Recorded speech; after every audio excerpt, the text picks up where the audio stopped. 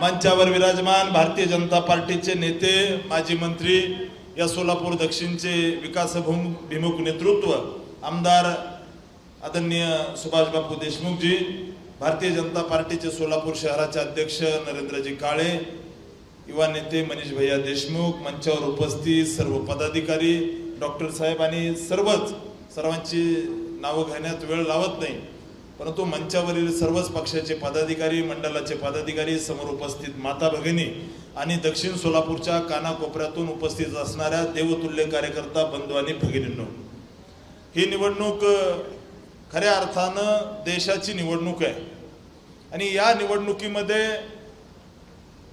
प्रामुख्यानं एक कार्यकर्ता निवडणूक लढवतोय, याच्याबद्दल एक सर्व कार्यकर्त्यांमध्ये विशेष आनंद आहे। कारण एका सामान्य परिवारातील कार्यकर्ता आणि त्या कार्यकर्त्याला पार्टीने 2019ला आमदार केलं विधानसभेमध्ये आणि 2024ला या ठिकाणी लोकसभेची उमेदवारी दिली, त्याबद्दल मी भारतीय जनता पार्टीच्या सर्व कार्यकर्त्याच्या वतीनं केंद्रीय नेतृत्वाचे धन्यवाद व्यक्त करतो। मित्रांनो, ही निवडणूक एका वेगळ्या वळणावर जाऊन पोहोचलेली आहे। एक कार्यकर्ता म्हणून निवडणूक लढवत असताना भारतीय जनता पार्टीने या पक्षानं या सामान्य जनतेसाठी काय केलं याच्याबद्दल जर बोलायचं झालं तर त्या ठिकाणी सूर्य उगवल्यापासून सूर्य मावळण्यापर्यंत त्या ठिकाणी भारतीय जनता पार्टीने समाजासाठी काय केलं याची अनेक उदाहरणं आहेत। आपण जर पाहिलं तर या सोलापूर लोकसभेमध्ये मोदीजीने काय केलं तर सोलापूर लोकसभेने दर 2-3 दिवसाला सोलापूरमध्ये शाळकरी मुलांचे अपघात व्हायचे, हेवी लोडेड गाड्या सोलापूर शहरामधून जायच्या। मोदीजीने काय केलं तर माझं विरोधी उमेदवाराला पहिलं उत्तर आहे, त्यांनी सांगितलं होतं 10 कामं सांगा, त्यातलं पहिलं काम की सोलापूर शहराला बायपास केला, हे पहिलं काम आहे। त्यांनी विचारलं तुम्ही 10 कामं सांगा, माझं दुसरं काम सांगतो, या सोलापूर शहरामध्ये त्या ठिकाणी पिढ्या विडी कामगार काम करत होता, त्यांना 30,000 घरं देण्याचं काम मोदीजीने केलं, हे दुसरं काम। मित्रांनो, या सोलापूर जिल्ह्यातील शेतकऱ्याचा यांचे पिताजी मुख्यमंत्री असताना त्यांनी सोलापूरला अधोगतीला नेलं। मोदीजीने तिसरं काम काय जर केलं तर या सोलापूर जिल्ह्यातील 65,000 शेतकऱ्यांना त्या ठिकाणी वर्षाला 6,000 रुपये दिले, हे मोदीजींचं तिसरं काम आहे। मित्रांनो, मोदीजीने चौथं काम काय केलं तर मुद्रा योजनेच्या माध्यमातून या ठिकाणी सोलापूर जिल्ह्यातील 2.5 लाख त्या ठिकाणी कर्जधारकांना जवळजवळ 1700 कोटी रुपयाचं कर्ज दिलं, हे मोदीजींनी केलं। मोदीजीने काय केलं तर या ठिकाणी माता भगिनींना त्रास जो व्हायचा, उज्ज्वला योजनेच्या माध्यमातून त्या ठिकाणी 2.5 लाख परिवारामध्ये उज्ज्वला गॅस योजना केली। यांना जर कामं सांगायला जर झालं तर त्या ठिकाणी दिवस मावळेपर्यंत मी यांना कामं सांगू शकतो। या सोलापूर जिल्ह्यातील 850 पेक्षा जास्त ग्रामपंचायतीला प्रामुख्याने या लोकसभेमधल्या जलजीवन मिशनच्या माध्यमातून घराघरामध्ये नळाचं पाणी पोहोचवलं। काल समोरचा उमेदवार अक्कलकोटला ज्या रस्त्याने गेला त्या रस्त्याचं काम सुद्धा मोदीजीने केलं, हे काम मी त्यांना सांगू इच्छितो। परवा दिवशी त्या मंगळवेढ्याला गेल्या होत्या, लिहून ठेवा, त्यांनी 10 सांगितले, मी या ठिकाणी 250 कामं सांगू शकतो आमच्या मागच्या दोन्ही खासदारांनी काय केलं ते। काल परवा दिवशी त्या मंगळवेढ्याला ज्या रस्त्याने गेल्या त्या ठिकाणी पोटातलं पाणी सुद्धा हल्लं नाही, तो रस्ता सुद्धा मागच्या खासदाराने केला। मित्रांनो, कधीतरी त्या विजापूरला जात असतील, समोरचे उमेदवार काँग्रेसचे नेते जात असतील, तो सोलापूर विजापूर रस्ता सुद्धा मोदी साहेबांनी केला, हे विसरून चालणार नाही। कधी कधी त्या ठिकाणी विदेशात जायला काँग्रेसचे नेते हैदराबादला जाऊन त्या ठिकाणी जात असतील, त्या रोडने सोलापूर हैदराबाद रस्ता सुद्धा मोदी सरकारने मागच्या 10 वर्षात केला, हे समोरच्या उमेदवाराला आठवण करून द्यावी लागेल। मित्रांनो, हे विचारतात काय केलं मोदीजीने, काय केलं तर त्या ठिकाणी तुमचा आमचा स्वाभिमान, हिंदूंचा आराध्य दैवत मागच्या 10 वर्षात जर काय केलं याचा हिशोब द्यायचा असेल तर 500 वर्ष गुलामीचा कलंक लागलेला त्या ठिकाणी बाबरीच्या जागेवरती भव्य राम मंदिर बांधायचं काम सुद्धा मागच्या 10 वर्षामध्ये मोदींनी केलं। आणि त्यासाठी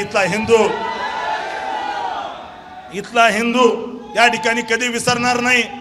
यांनी राज्याचं नेतृत्व केलं, राज्याचं मुख्यमंत्री पद भूषवलं, परंतु साऊथ मुंबईमध्ये राहणाऱ्या या नेत्यांना मोदीजीने सोलापुरात काय केलं याची आठवण करून देतो। मित्रांनो, इथला शेतकरी सामान्य वर्गातला मुलगा ज्यावेळेस पुण्यात या ठिकाणी शिकतो त्याला शिकल्यानंतर एक जागतिक प्लॅटफॉर्म झाला पाहिजे, यांनी वेगवेगळी पदं भूषवली, आमदार झाले, खासदार झाले, ही भूमी त्या ठिकाणी आनंदराव देवकाते यांची भूमी आहे. त्यांनी त्याग केला, यांना मुख्यमंत्री पदासाठी जागा सोडली, परंतु यांनी या सोलापूरसाठी काही एक केलेलं नाही आहे. मित्रांनो, या सोलापूरमध्ये हे विमानतळ सुद्धा करू शकले नाही.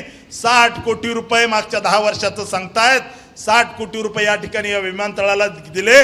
तुम्हा आम्हा सगळ्या कार्यकर्त्यांना मी आवाहन करतो, येत्या जुलै महिन्यामध्ये विमानतळ सुरू होत आहे आणि आपल्याला सगळ्याला मिळून त्या ठिकाणी येत्या काळामध्ये सोलापूर मधून अयोध्येला विमानाने जाता येईल. हे सुद्धा मोदीजीने केलंय.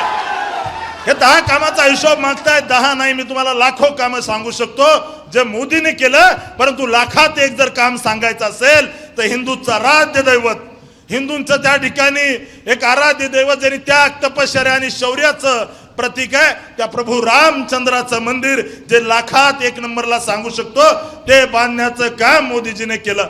मित्रांनो, ही निवडणूक देशाची निवडणूक आहे. त्यामुळे मी सांगू इच्छितो, यांनी विकासाच्या मुद्द्यावर बोला म्हणलं तर विकासाच्या मुद्द्यावर बोलू. यांनी त्या ठिकाणी नेतृत्वाच्या मुद्द्यावर बोलायचं झालं तर नेतृत्वाच्या मुद्द्यावर बोलू. तुम्ही सांगा कशाच्या मुद्द्यावर बोलायचं, तुम्ही सांगाल त्या मुद्द्यावरती, तुम्ही सांगाल त्या पद्धतीने, तुम्ही त्या सांगाल त्या चौकात येऊन हा भारतीय जनता पार्टीचा कार्यकर्ता त्या ठिकाणी कुठल्याही चौकात सोलापूरच्या विकासाच्या मुद्द्यावरती चर्चा करायला तुमच्याशी तयार आहे. मित्रांनो, यांनी काय दिलं सोलापूरला? या सोलापूरला काय दिलं म्हणतात? सर्वात मोठी गोष्ट सांगतो, 650 कोटी रुपये केंद्र सरकारने या सोलापूर महापालिकेच्या हद्दीत असणाऱ्या गावासाठी समांतर पाईपलाईन मंजूर केली नाही. त्याचं काम अंतिम टप्प्यात आहे. हे सुद्धा भारतीय जनता पार्टीच्या सरकारने केलं. तुम्ही 10 म्हणला होतात, मी 5 मिनिटांमध्ये तुम्हाला 15 कामं सांगितले, लिहून घ्या. त्यामुळे मित्रांनो, या निवडणुकीमध्ये समोरच्या उमेदवाराची काँग्रेसच्या पायाखालची वाळू सरकलेली आहे. ही निवडणूक कार्यकर्त्याची निवडणूक आहे. कुठेतरी भाड्याने लोक लावून कमेंट करायला लावणं आणि हा भारतीय जनता पार्टीचा निष्ठावान त्या ठिकाणी त्यागी कार्यकर्ता, अशा भाड्याने आणलेल्या लोकांना जागा दाखवल्याशिवाय राहणार नाही, हा मला विश्वास आहे.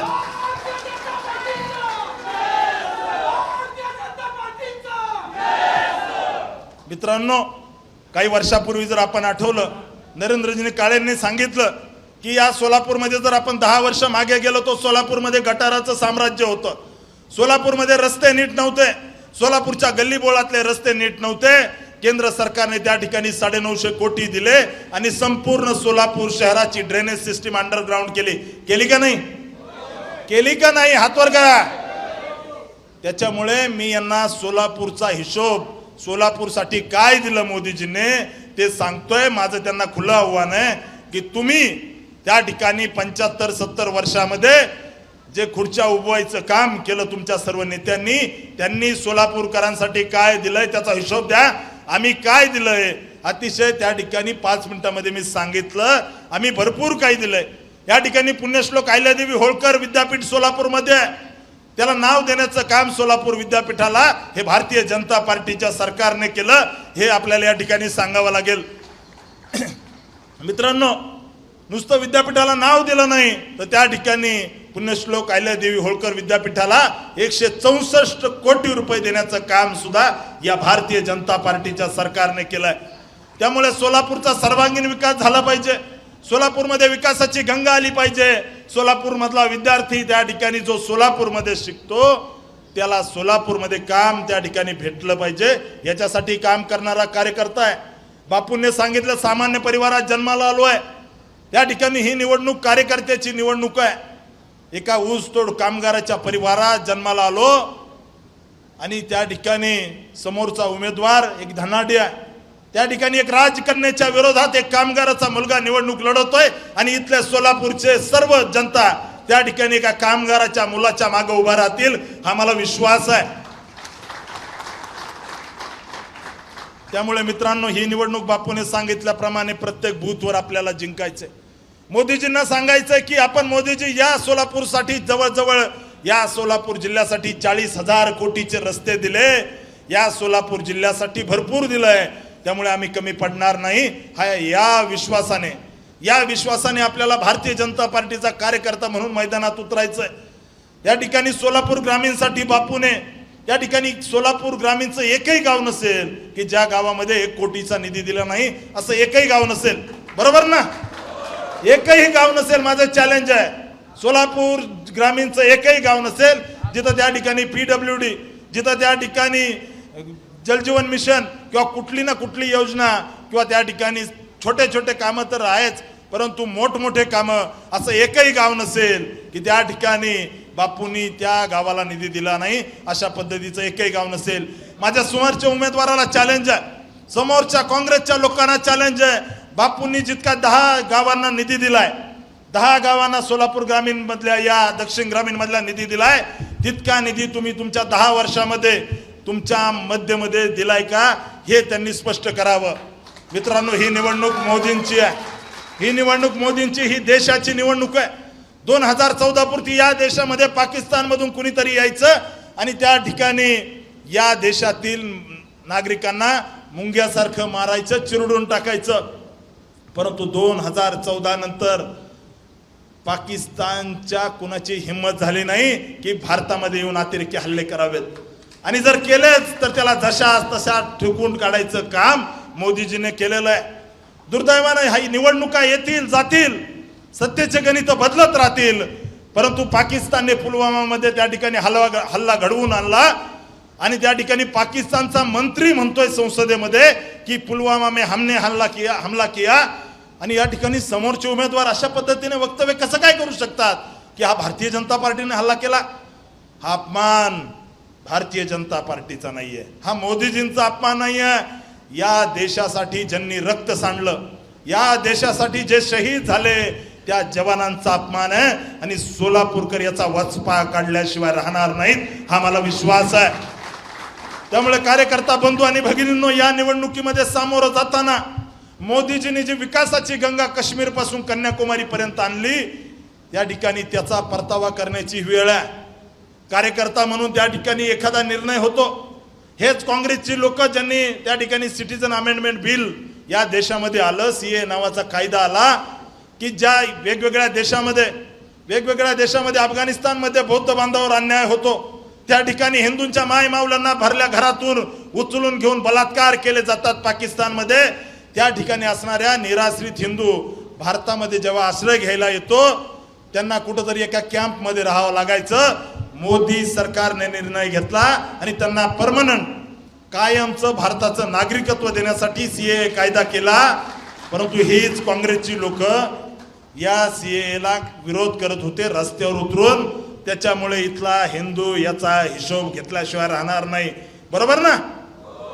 त्याच्यामुळे मित्रांनो, ही निवडणूक देशाची आहे, ही निवडणूक देशाच्या अस्मितेची, धर्माच्या अस्मितेची आणि मोदीजींच्या नेतृत्वाची निवडणूक आहे. त्यामुळे आपल्या सगळ्यांना विनंती आहे, मी समोरच्या काँग्रेसच्या नेत्यांना आव्हान करतो, या इथला कुठलाही कार्यकर्ता समोर बापूंच्या मतदारसंघातला बूथ प्रमुख तुमच्याशी सोलापूरच्या कुठल्याही चौकामध्ये येऊन चर्चा करायला तयार आहे. तुम्ही 70 वर्षामध्ये काय दिवे लावले ते दाखवा, आणि भारतीय जनता पार्टीने 10 वर्षात काय केलं त्याचा हिशोब मांडायला तयार आहे.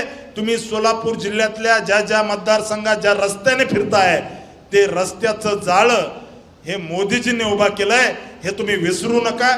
मला विश्वास आहे बापू, आपण एक कर्तृत्वान आमदार म्हणून या ठिकाणी समोर आलेला आहे, सामान्य परिवारातून इथपर्यंत पोहोचलेला आहे, संघर्षाने इथपर्यंत पोहोचलेला आहे.